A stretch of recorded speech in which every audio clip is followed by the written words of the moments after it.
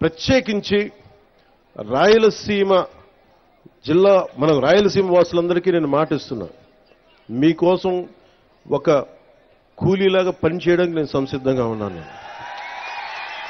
మీకు కష్టం వస్తే నేను ఆ రోజున అన్నమయ్య పింఛాడాం తెగిపోతే ఆ రోజు నేను ఎంత బాధపడ్డానో తెలిసి డ్యామ్ తెగుతుందని తెలిసి కూడా ఇసుక కోసం అంతమంది అన్ని పశువులు అంత ఆస్తి నష్టం, అన్ని ప్రాణాలు పోయారు.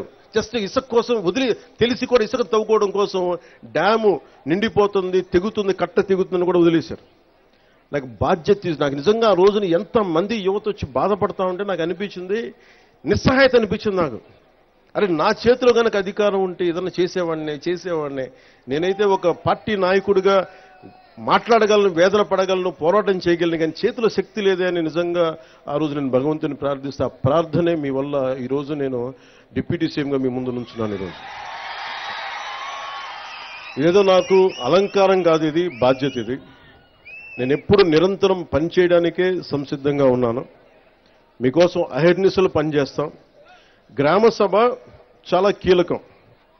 ఇందాక సంయుక్త గారు మాట్లాడుతుంటే గ్రామానికి ఎంత ఖర్చు అయింది, ఎంత డబ్బు వచ్చింది, ఏ హెడ్స్ మీద ఖర్చు పెట్టామని ఎలా చెప్పారు, అన్ని ఇది మీకు తెలిసి ఈ రోజున ఈ గ్రామ సభ కనుక మైసూరావారిపల్లి సమస్య, మైసూరావారిపల్లి గ్రామం ఖర్చులు రాష్ట్రమే కాదు ప్రపంచంలోనే ఎక్కడ తెలుగువాడున్నా వాళ్ళకి అర్థమవుతుంది.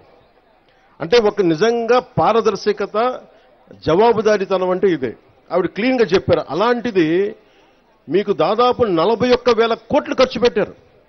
మన డబ్బు అది, గత ప్రభుత్వ నాయకుల డబ్బు కాదు, మన డబ్బు అది, మన శ్రమ, మన రక్తం ధారపోస్తే వచ్చిన డబ్బు అది.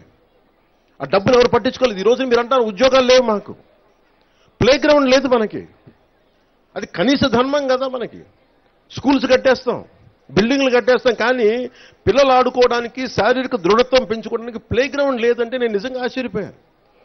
కలెక్టర్ గారిని ఒకటే అడిగాను, అసలు ఎంత భూమి ఉంది పంచాయతీ కింద అంటే, ఎన్నో సెంట్లు భూమి. ఎన్ని సెంట్లు సార్ చెప్పారు? 8, కరెక్ట్ కదా.